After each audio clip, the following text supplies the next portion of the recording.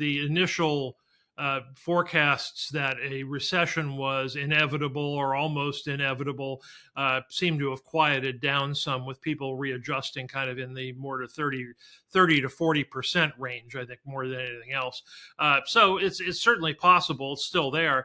And, I think the takeaway for viewers today, though, is that the White House doesn't really care about that so much.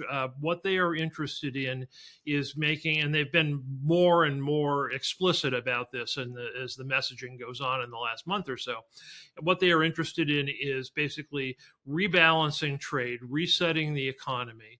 Hello and welcome to the Trump Reports. I'm Louis Sykes. Today we're joined by Terry Haines, founder of Pangea Policy, which delivers award-winning macro policy and political forecasting.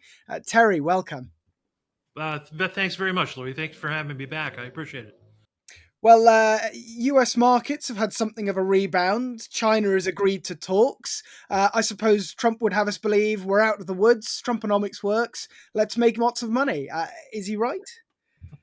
Well, it's certainly let's all go make lots of money as a leitmotif of this particular White House. But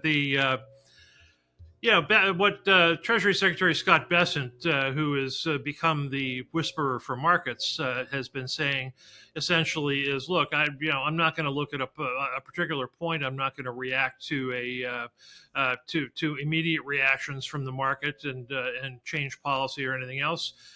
We intend to see this through, and so far markets seem to be getting the message. But a lot's going to depend, forward-looking. A lot's going to depend on whether they can start delivering on some trade deals with allies and non-aligned. And markets, of course, are going to be cheered by the idea that the United States and China are at least talking to each other. And so is a US recession off the cards yet then? Is it avoidable? I think it is avoidable. Lots of folks will say that there's certainly more in market speak. There's certainly more than a trailing risk, but the initial forecasts that a recession was inevitable or almost inevitable seem to have quieted down some, with people readjusting kind of in the more to 30 to 40% range, I think, more than anything else. So it's certainly possible. It's still there. And, I think the takeaway for viewers today, though, is that the White House doesn't really care about that so much. What they are interested in is making, and they've been more and more explicit about this, and as the messaging goes on in the last month or so, what they are interested in is basically rebalancing trade, resetting the economy, and number one, and number two, using those negotiations, particularly with China, frankly, to push geopolitically. The idea that geopolitics and economic policy are linked is a new one to many in the United States, although it's not new to pretty much anybody else. So markets are rediscovering that, I think, a little belatedly. And you talk about the importance of trade deals at the moment. How much is the ball in that in China's court there? I mean, in your recent Pangea Policy bulletin, you characterize this as China needing to turn its battleship. What's behind the sluggishness of that process? It's basically that the governmental system in China is very much a command and control system. I mean, it's a lot of things, but when it comes to economic policy and geopolitics, these are folks that in the organization in China is one where goals are set, strategies and tactics are laid on and agreed to, and then they're executed. And they are not. There are a lot of things, but improvisational is not really one of them. And you are looking at a White House, in contrast, that's very improvisational. So that mismatch is going to take some time. And China's China's playbook for the last 20 or more years with the United States has been to drag things out as long as possible. Sound snarly or friendly as the occasion demands. And but really not change anything. That's worked. So the other thing is they're going to have to be convinced that the same old playbook isn't going to work, and that's also going to take some time, I think. And so, is there anything that we should expect yet to come out of these incoming talks with China and the US? And has China done anything elsewhere on tariffs that might suggest some sort of rapprochement? Well, it's the weekend talks in Switzerland, I think, are going to be touch gloves more than anything else. And frankly, they will say that they've had good initial discussions. They will have taken messages back to their to their respective principals. Bessant is very careful to say, as he should be, to say, look, I work for the president. The president will be the final decision maker on these things, and it is not. And whatever else Bessant's remit is, which is pretty expansive, it is not the geopolitical stuff. And one thing that the United States is looking for is, very frankly, in geopolitics, is to curb. I would put it under the rubric of curbing Chinese adventurism more than anything else. From the United States governmental perspective, Russia is a client state of China. For all intents and purposes, Russia, the leash that Russia has exists because of China and because of its relationship, this unlimited partnership that both tout. Same with Iran and the proxies, frankly. So the United States is looking for China's help in dialing down the temperature in both of those places, and also wants to try to get China to dial down in the South China Sea too. I mean, not just with Taiwan. There's you've got the Spratly Islands, the artificial islands, the threats to the constant threats to the Philippines, threats to Vietnam. I could go on, but what they need to be doing is, from the United States perspective, is dialing back and dialing down on a lot of that stuff, and they will get trade relief out of that. This is what Secretary Bessant calls path dependent. He calls these negotiations path dependent, whether they be with China or anybody else. The idea is, here's what the United States wants. Here's what we're going to do. We can negotiate in ways that take tariffs off on both sides. In China's case, we can negotiate in ways that dial down the geopolitical temperature as well. But whether or not we dial this down is frankly up to the other country. And so what I'll be looking for out of the Switzerland meetings in the weekend, frankly, is not just the touch gloves, taking messages back. I mean, I think that's kind of the minimum, but it'll be interesting to hear whether Bessant and the United States Trade Representative Greer think that they've heard anything interesting, and whether Trump thinks he's heard anything interesting. We probably won't know about that until early midweek next week. And on some of that dialing down, we have heard there is an agreement now between the US and the Houthis, negotiated in the Middle East region. Presumably, if there aren't attacks on those shipping lanes in that region, that will be a net positive for not just the US but global economy. Well, absolutely, because what you have in that region essentially is a world where Chinese ships can come and go, but no one else's can. So if we end up with a situation there where there's freer passage in a maritime sense, then that's all to the good. And what's interesting, one of the things that's interesting about what's going on there with the Houthis is that they explicitly say Israel is not part of this deal. And Israel certainly isn't acting as if it's part of the deal, since they're bombing Sinai Airport and doing a variety of other things. So the extent to which freer passage benefits more open trade and more open transit in the Middle East will be something to watch very closely, because it'll be, I think, an early indication of whether or not China is interested in modifying behaviors in those theaters. And elsewhere on the world stage, Ukraine has signed its minerals deal just at the end of last week. Are we right to see this as pretty much being the first major economic deal that's been signed with the US and the Trump administration? Yeah, I think so. And what's important about it is frankly that there's a lot of scorn heaped on earlier versions of this. Uh, Deserved or not. I mean, it depends on your perspective. But the degree to which the framing of the early framing of the deal looked very advantageous for the United States, very disadvantageous for Ukraine. That seems to have straightened out a lot.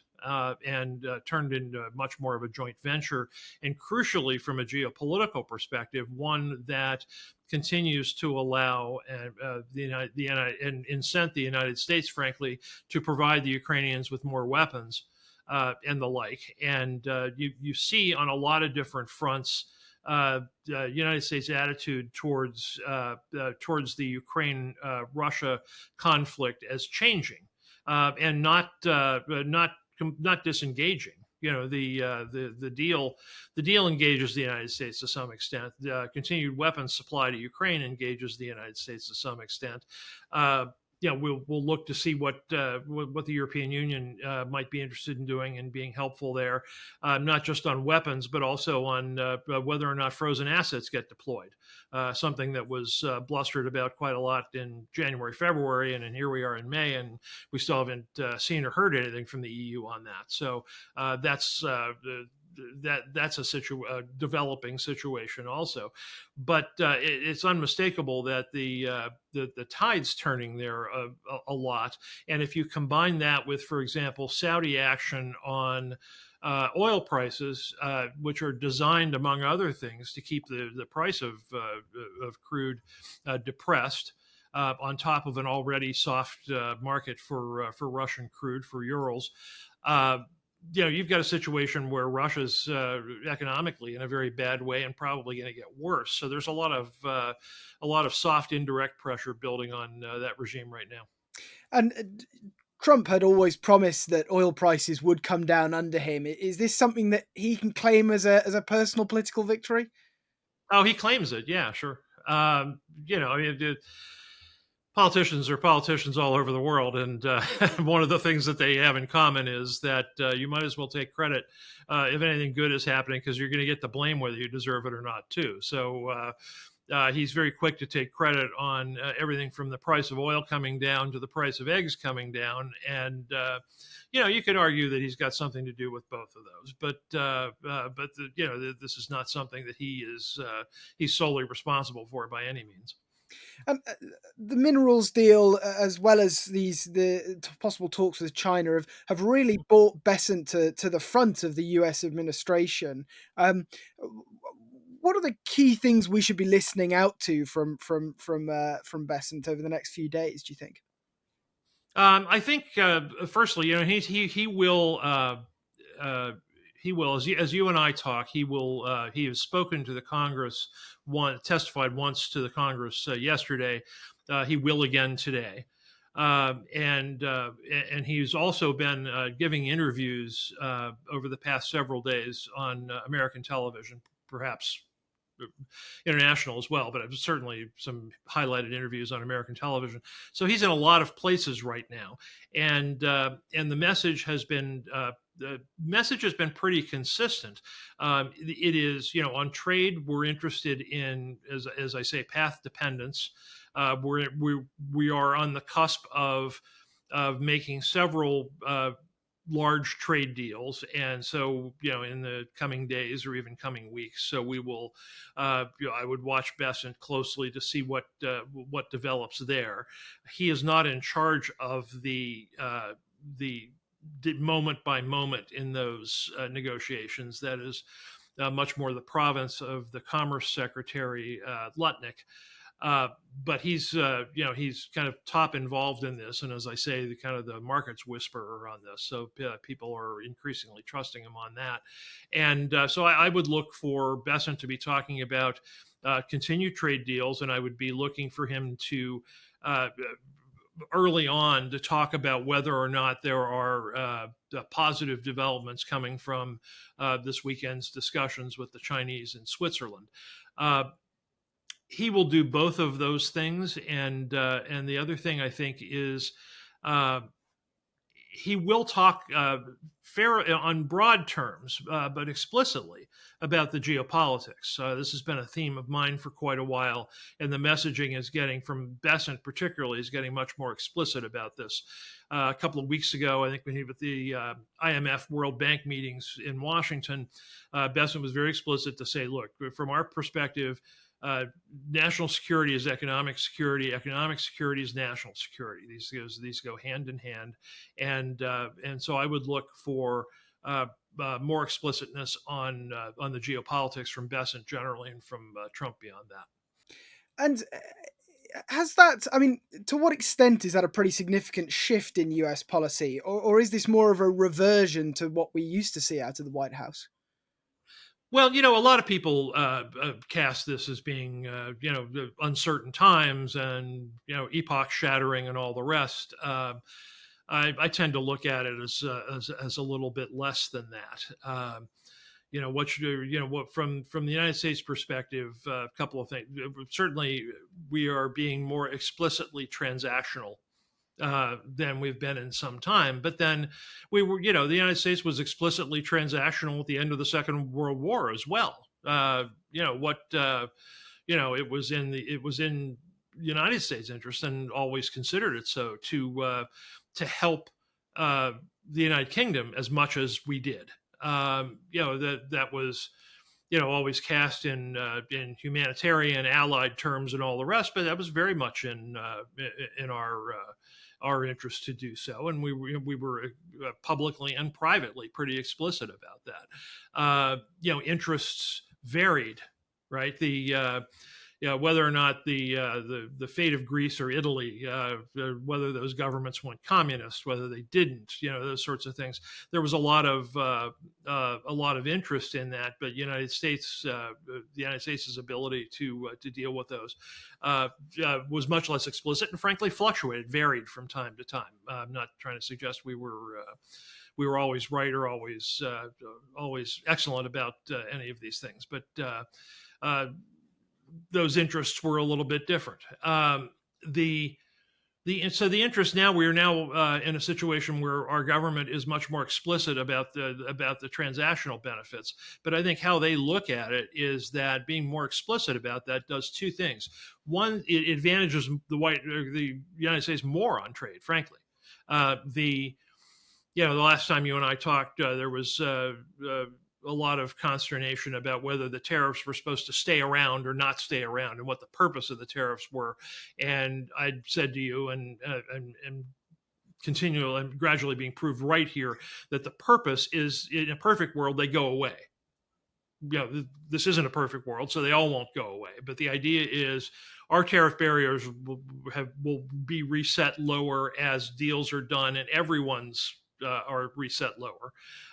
And that's good for the world, but it's good for the United States, certainly. And beyond that, that will help bind trade. Trade follows the flag, and the flag follows trade as well.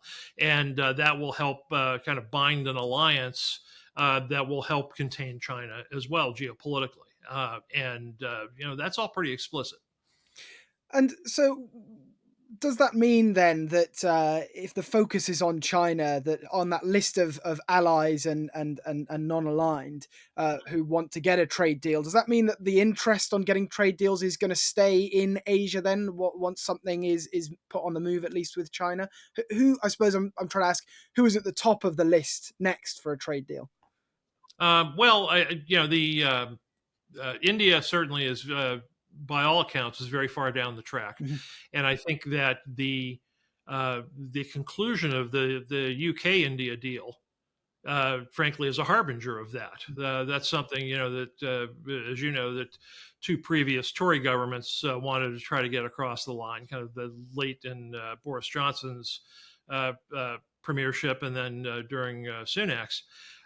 So it's a good achievement for Starmer and Reeves and the current Labour government to be able to get that across the line and get it done. But I think it provides a good it provides a harbinger, and it provides a good sense of the hunger of governments to want to reset trade relationships in a way that provide for freer trade. So that's probably also good for the United States gambit here, and the interests, I think, in the non-aligned are in wanting to continue to do business with the United States. I think are expressed a little more subtly. They're not unaligned for a reason. They're not interested in upsetting people, but on either side. But they want to go where the trade follows, and frankly, where there are fewer obligations as a result of the trade. China's been very explicit about. Through Belt and Road Initiative and a bunch of other things, in wanting to place its own geopolitical imprint on countries that choose to do business with it, and they've been very kind of nakedly explicit about that, and that is something that those major unaligned countries, India, frankly, and others, are not interested in following up on. So newer trade deals, I think, make that a little bit clearer. And we've talked a lot about how security is following trade, trade is following security under this Trump administration. I mean, the US, of course, is not directly involved in India in a military sense by any means, but Modi and Trump have relatively good relations. Could the threat of a conflict in that region put a pause or delay on possible future trade deals? Yeah, the United States and India both, it seems, are prioritizing a closer relationship. The Prime Minister Modi was here, and I think it was late January, early February, for the first major state visit, and famously said that he looked at MAGA, Make America Great Again, plus MEGA, Make India Great Again, equals mega. And so whether he thought that line up or whoever was should take an extra dollar out of the till, because that was nicely done from a public relations perspective. But this is a relationship they both are valuing, and so the India-Pakistan conflict right now, which is so far limited to Jammu and Kashmir, is a great concern to the United States, and these countries are both ones that, in different ways, have helped and assisted the United States. And that the United States has a great interest at this particular time, in a greater interest than usual, I think, even in wanting to make sure that the response and counter response here is proportional, and that, frankly, both sides declare themselves, if not satisfied, at least committed to not escalating further. So, it's our understanding in the United States that the United States was read in by the Indian government before what it had done most recently here. And I would expect the United States and Pakistan to be in pretty constant communication as well. So the U.S. will be doing everything it can, frankly, to make sure this conflict remains limited. And, not incidentally, it's happening very close to the Chinese border as well. So. Well, just to finish, Terry, we're still a long way from the end of the 90-day reprieve that Trump put on a lot of those international tariffs. I believe that would be end of July. But is there confidence, though, that in that time Trump can get all his deals done to avoid those tariffs coming back in? I mean, is he on track to achieve that yet? I think the most truthful answer is that is murky right now. But what I think they will do is, Bessant has a way of talking about this, where he talks about their negotiations actively happening and down the track with 17 of the United States' top 18 trade partners, the 18th being China, and that they hope that the vast majority of them will conclude certainly by early July. What you get is the Trump people, to a great extent, have orchestrated this.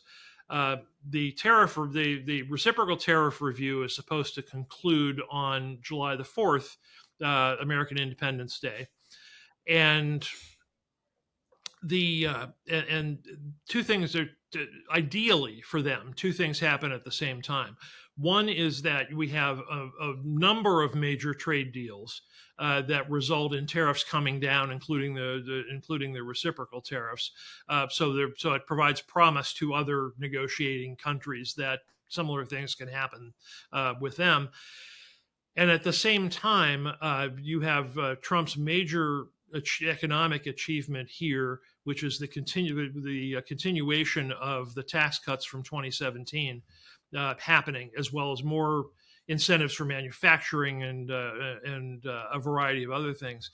That is also being promised by the Congress to happen on or around July the 4th. So what the Trump people are looking at, ideally, again, is a confluence of events where the tariffs are coming down, provides economic market stimulus and relief at the same time that the major tax cut legislation is happening. And what they hope is that together that provides a real rocket boost to the American economy.